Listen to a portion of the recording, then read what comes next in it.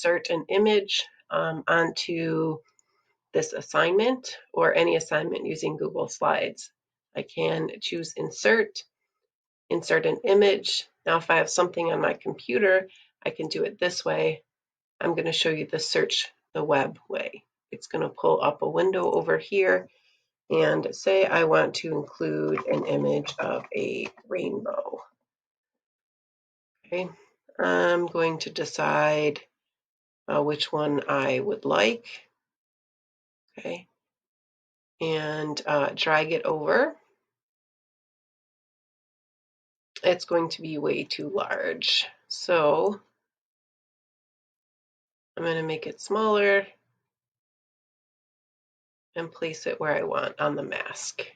And I would continue until I have at least 5 images on this mask.